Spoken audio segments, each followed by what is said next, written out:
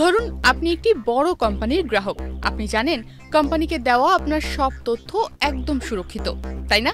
কিন্তু যদি সেই তথ্যই বিক্রি করে দেয় কোম্পানির কর্মীরা, কারণ তাদের বেতন নাকি চাওয়ালার থেকেও কম, তখন কি হবে?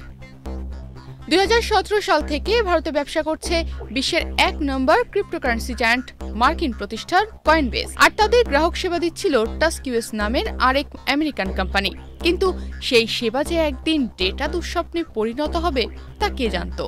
হিন্দুস্তান টাইমসের তথ্যানুযায়ী 2024 সালের শেষ দিকে জানা যায় ভারতে বসে থাকা কিছু গ্রাহক সেবা কর্মী 69,000-এরও বেশি গ্রাহকের তথ্য ঘুষের বিনিময়ে হ্যাকারদের হাতে তুলে দিয়েছে। আর এই ফাঁস হওয়া তথ্য দিয়ে চুরি করা হয়েছে প্রায় $400 মিলিয়ন। তাদের কাছে এটা ছিল সহজ অঙ্ক।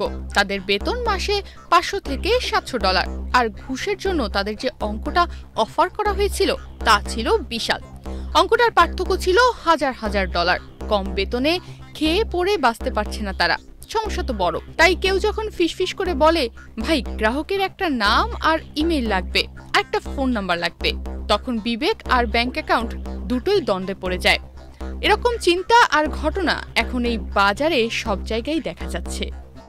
এটা শুধু একটি তথ্য ফাঁস নয়, এটা ভারতীয় প্রযুক্তি খাতে একটা কলঙ্ক।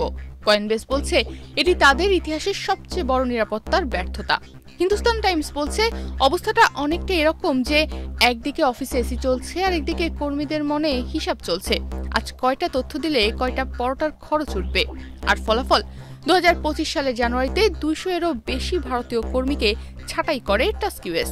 তাদের ভাষায়, ভরসা করেছিলাম কিন্তু তোমরা বিশ্বাস ভেঙেছ। আর হ্যাকাররা বলছে ভালোই সার্ভিস পেয়েছি।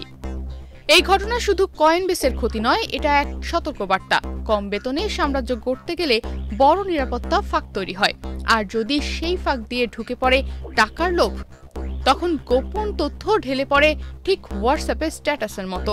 এই ঘটনা জানার পর বিশ্লেষকরা বলছেন যোগ্যতা অনুযায়ী কর্মীদের পারিশ্রমিক না দিলে এমন ঘটনার শিকার হতে পারে যে কোনো কোম্পানি। তাই প্রত্যেকটি কোম্পানিকে এখন থেকেই সতর্ক হওয়া উচিত।